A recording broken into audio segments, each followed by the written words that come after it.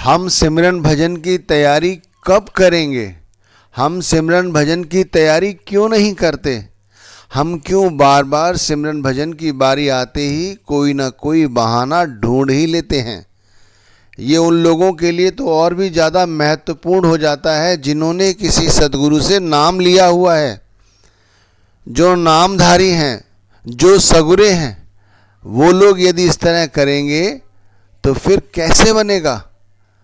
दुनिया को तो धोखा देते हुए चले आए हैं हम, लेकिन क्या परमार्थ में उस सद्गुरु को, उस परमात्मा को भी धोखा देने लग गए हैं, जिसके आगे कॉल भरा था कि हम सिमरन भजन को तो पूरा पूरा वक़्त देंगे ही। दुनियावी काम धंधा कोई नहीं छूटता, समय से पहले ही हम करने लग जाते हैं, लेकिन सिमरन भजन की बारी आते ही आंखें चुराते हैं। ऐसा क्यों है? देखो, जीवन वाकई में बहुत अनमोल है।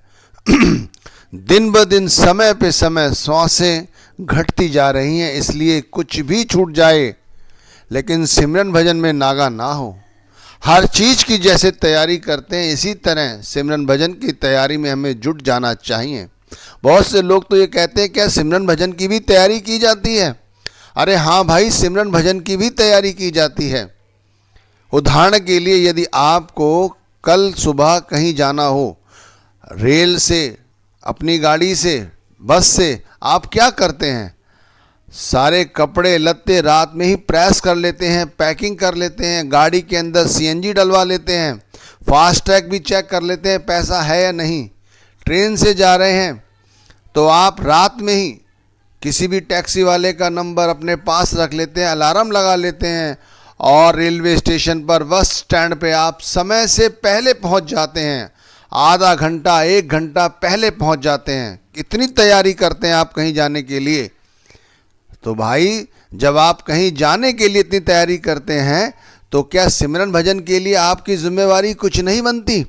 अरे भाई, बिल्कुल बनती है। हमारी सारी खुशियाँ, हमारे सारे कर्म इसी के आधार पे तो बनेंगे। अरे जिन लोगों को नहीं पता है उनको तो छोड़ो, लेकिन तुम्हें तो पता है कि भाई नामे ही ते सब कुछ होया। ये नाम ही है जिसके सहारे सब कुछ हमारा बनेगा और बन रहा है। इतनी सारी जनसंख्या है पूरे देश के अंदर, सबको नामदान क्यों नहीं मिल गया? तुम्हें ही क्यों मिला? क्योंकि तुम्हारे भाग्य ऊंचे थे, तुम्हें मिल गया। अब तुम्हें उसकी कदर नहीं है, इसीलिए तो तुम क्या करते हो, सारा का सारा समय यूं ही बर्बाद कर देते हो। और बहाना क्या होता है, यदि तुमसे कोई बात की जाए कि तुम सिमरन भजन भाई क्यों नहीं कर पाते हो, तो आप कहते हैं हमें समय नहीं मिलता। समय क्यों नहीं मिलता? कहाँ समय बर्बाद कर देते हैं हम लोग? तो अपनी जीवन शैली पे ही निगाह मार के देखो। हम शाम को घर आते हैं, आते ही टेलीविज़न खोल के समाचार, दुनिया भर की चीज़ें देखने लग जाते हैं। खाना खाने के बाद हम अपने मोबाइल पर लग जाते हैं, लैपटॉप पे लग जाते हैं, 1:30-2 बजे तक जगते हैं। रात में देर से सोते हैं तो सुबह भी देर से उठते हैं और भागते भागते ऑफिस से अपने काम पर निकलते हैं। इसी काम को और भी तरीके से किया जा सकता था। घर आते, खाना खाते, 2 मिनट के लिए चलो संसार के साथ भी जुड़ जाते, इलेक्ट्रॉनिक मीडिया है, उसके बाद 1 घंटा आराम से आप सिमरन कर सकते हैं। और सिमरन करने के बाद आप 11 से 11:15 तक सो भी सकते हैं। और वो नींद आपको कैसी आएगी? आपको वो नींद ऐसे आएगी जैसे किसी माँ ने आपको गोद में उठा लिया हो, आपके पिता ने आपको गोद में लिटा लिया हो। लेटते ही नींद आ जाएगी, और वो नींद कितनी सुखप्रद होगी इसका आप अनुभव भी नहीं कर सकते।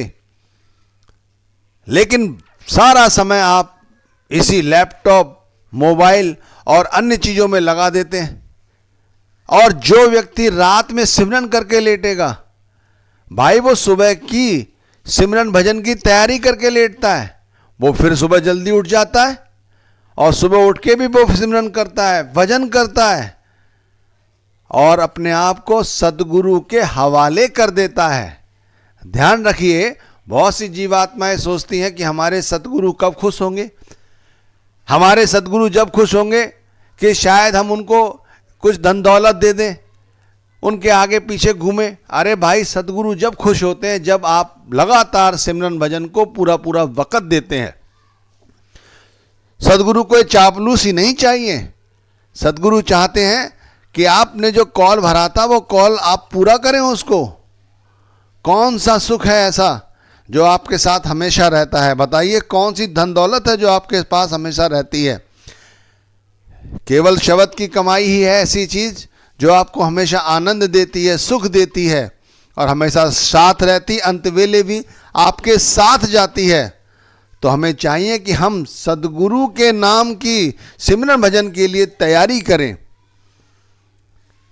हर तरह संतों महात्मा ने समझाया है भाई, द्वैत का, यानी दो चीज़ों को एक साथ नहीं रख सकते आप चाहें कि मैं संसार के काम धंधे भी करता रहूं, उनमें भी लिप्त होता रहूं, दुनिया की धन दौलत भी सारी हड़प लूं और परमात्मा का सिमरन भजन भी कर लूं, ऐसे नहीं होता। सिमरन भजन बड़ी पवित्र चीज है, बड़ी ऊंची चीज है। आज्ञा चक्र पर 2 सेकंड ठहर नहीं सकते लोग, इसीलिए क्योंकि उनके दिमाग में उस समय भी माया माया, संसार संसार, रिश्ते नाते यही चलते रहते हैं। आप सोचो, एक व्यक्ति दुकान पे जा रहा है तो उसे दुकान पे क्या सामान कम है, क्या सामान लाना है, कौन लोगों से अपना पैसा वसूल करना है, इसकी चिंता, इसकी तैयारी वो मन ही मन करता रहता है। एक व्यक्ति ऑफिस जा रहा है, अपने बॉस से डर है, समय से पहले पहुंच रहा है, वहां के काम काज का भी दिमाग में रूपरेखा है और उसकी भी तैयारी करता है। बहनें हैं, घर में खाना बनाती हैं, घर के काम करती हैं, सुबह पति को काम पे जाना है, उससे पहले उठती हैं, घर का सारा काम करती हैं और दोपहर का भी खाना बांध के देती हैं, उसके बाद सारे घर का काम करती हैं, उसकी तैयारी करती हैं। लेकिन सिमरन भजन की तैयारी ना वो भाई कर रहा है, ना वो घर में बैठी बहन कर रही है। अब तो बहनें काम भी कर रही हैं, ऑफिस में जा रही हैं, व्यापार संभाल रखे हैं, वहां की भी तैयारी करती हैं, लेकिन भगवान के नाम का सिमरन नहीं करती। और यदि सत्संग होने लग जाए तो सत्संग में दूर तक पहुंच जाएंगी, दूर तक पहुंच जाएंगे लोग। उसे चाहे कितनी भी मशक्कत करनी पड़े, अच्छी बात है, लेकिन भाई वहां जो आपने समझा वो तो जब ही आपकी करनी में आएगा जब आप इस सिमरन और भजन को वक़्त देंगे। अपनी तवज्जो को आपने तो समझा हुआ है कि हर रिश्ता पैसे के ऊपर ही टिका हुआ है, जीव आत्मा पैसे के सहारे ही जिंदा है। अरे नहीं भाई, पैसा एक चीज है, जरूरत है, जेब तक ही इसका स्थान होना चाहिए, जेब तक। जिन लोगों ने जेब से ऊपर इस पैसे को अपनाया है उन्होंने दुख ही दुख पाया है, क्योंकि माया है, माया आए जाए सो माया, ये ना तेरी है ना मेरी है, सब जानते हैं हम लोग। उसके बाद भी सिमरन भजन की तरफ हमारा ध्यान नहीं है। सिमरन भजन में क्या करना होता है? कोई ज़्यादा मेहनत की ज़रूरत तो पड़ती नहीं, आप दुनियावी कोई काम धंधा कर लो आप थक जाओगे। सिमरन भजन एक ऐसी चीज़ है, जितनी आप सिमरन करोगे, जितना आप भजन करोगे, उतना तरो ताज़ा होके उठोगे। और यदि उसके बाद आपको सोना पड़े तो आप, मैंने बताया शुरू में, आप किस तरह सोएंगे, सारी चिंताओं से आप मुक्त होंगे। लोग तो चिंताओं में ही अपने आप को डाल रखा है, इसीलिए तो कितनी बीमारियां हैं। डॉक्टरों की फीस, डॉक्टरों के घर आना जाना, उन्हें हर दवाई का नाम पता है। गैस की दवाई का उन्हें ये है, सर का दर्द की ये दवाई है, बीपी की उन्हें ये दवाई है। भाई ये सब चीज़ें किन्हें पता होती हैं? उन्हें को पता होती हैं जो ने सदगुरु का नाम तो मिल चुका, उनका सिमरन भजन का नहीं पता है, लेकिन संसार की चीज़ें पता है, इसीलिए उनको ये सब बातें पता होती हैं। दवाइयों के नाम रटे होते हैं, लोगों को बताते हैं जाओ ये दवाई ले आओ, क्योंकि वो खुद खा रहे होते हैं ना। इसलिए सिमरन का उपदेश इसलिए दिया जा रहा है, इसे उपदेश ना समझकर प्रार्थना समझिए। बड़ी विनम्रता के साथ मैं आपके साथ प्रार्थना करना चाह रहा हूं कि भाई संसार का कोई भी काम छूट जाए कोई बात नहीं, कर लेंगे। यहां तक कि अगर एक दिन भोजन ना मिले, हमें भूखा रहना पड़े, तो भी सहन कर लेंगे, लेकिन सिमरन ना छूट जाए, भजन ना छूट जाए, ऐसी हमें तैयारी करनी चाहिए। अगर एक दिन भूखे रह गए तो क्या होगा? हमारे पेट की जो पाचन क्रिया उसको आराम ही मिलेगा, लेकिन सिमरन के बगैर हम कैसे जी सकते हैं? हम उपमा देते हैं उस चांद के चकोर की, उस मछली की जल की, लेकिन भाई इनका क्या फायदा? ये खाली एक तरफ की साखी है, एक कड़ी है, एक पंक्ति है, सुनाई, सुन ली, अच्छी लगी। लेकिन हम भी कभी ऐसे बनेंगे उस मछली की तरह, उस पपीहे की तरह? नहीं बन सकते, हम बन ही नहीं सकते कभी। क्यों नहीं बन सकते? क्योंकि हम कभी सिमरन भजन की तैयारी करते ही नहीं। हमें तो सिर्फ बहाना आता है, और बहाना भी ऐसा जो हम पूरी तरह से अपनी आंखें बंद कर लेते हैं जैसे सिमरन भजन की बारी आती है। हमें क्या उपाय करना है सिमरन के लिए? हमें अपने समय को बचाना है। हम यदि जा रहे हैं अपने ऑफिस, यदि हम जा रहे हैं अपने कारोबार पे, यदि बहनें घर में खाना बना रही हैं या घर के कोई और काम धंधे कर रही हैं, हमारा जो मन है उसे हर वक्त कुछ ना कुछ सोचने की आदत है। ध्यान रखिए, हमें इस चीज का फायदा उठाना है। फायदा कैसे उठाना है? एक साथ ध्यान रखिए, दो चीजें नहीं हो सकती। अगर तुम एक साथ भगवान के नाम का, गुरु के नाम का सिमरन करना चाहो और साथ में ही अपने बच्चों के बारे में भी सोचते रहो तो ये नहीं होगा। हम यही करते हैं। हम मोटरसाइकिल पे हैं, कार पे हैं, गाड़ी चला रहे हैं, सदगुरु के नाम का सिमरन कर रहे हैं। नाम का सिमरन 1 मिनट 2 मिनट तो सही चलता है, उसके बाद आप भूल जाते हैं और नई कहानी उसका पीछा करना शुरू कर देते हैं। हमें ये नहीं करना है, हमें दोनों में से एक को अपनाना है, सदगुरु के नाम को अपनाना है। बड़े आहिस्ता से, प्रेम से, विश्वास से। मैं दुनिया की बात नहीं करता, एक रियलाइजेशन है, खुद का रियलाइजेशन है कि जब सिमरन में अमृत वेला में बैठा करते थे या बैठते हैं तो हमारे भाव ऐसे हो जाते हैं कि हमारे अपने आप अश्रु बहना शुरू हो जाते हैं, अपने आप, ऑटोमेटिक। अरे भाई, जब हमारे आंसू बहने लगे सदगुरु के नाम के साथ जैसे ही जुड़े तो आप समझ सकते हो कि हमारी अवस्था क्या होगी। उन विरले लोग ही हैं ऐसे जो सदगुरु के नाम लेते ही रो पड़ते हैं। दुनिया दिखावा यदि करते हो तो गलत है।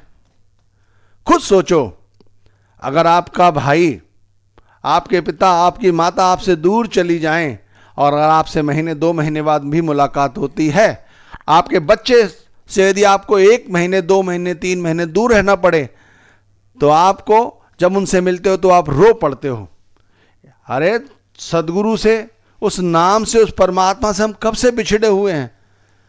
हम सिमरन ही तो जरिया है उससे मिलने का।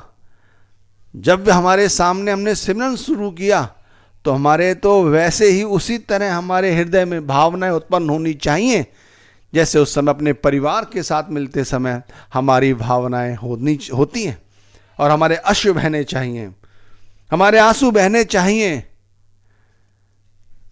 लेकिन पूरा सिमरन कर लिया, बैठे रहे, कुछ नहीं बना, भाव तक नहीं आए, चेहरे पे प्रसन्नता तक नहीं आई, उठे तो उबासी करके, ऐसा नहीं। तैयारी करें, रात्रि में जल्दी सोने की कोशिश करें, सिमरन के साथ सोने की कोशिश करें।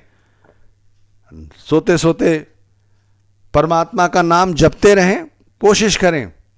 सुबह उठें, अमृत वेला में जब भी आप उठें, फ्रेश होइए, हाथ मुंह धो लीजिए, एक ऐसा स्थान चुनिए घर के अंदर जो समतल हो, समतल, उस पर जो सा भी आप आसन बनाएं, बैठ जाएं। बैठने के बाद सीधे बैठें, कोशिश करें सीधे बैठें, कमर सीधी रहे, कंधे झुके ना हो। लोग क्या करते हैं, बैठ जाते हैं, पेट भी झुका रहता है, कमर भी झुकी रहती है, कंधे भी झुके रहते हैं, बैठे बैठे 2-4 मिनट बाद ही सो जाते हैं, बाद में उठते हैं तो उन्हें पता लगता है खटपट सुन के कोई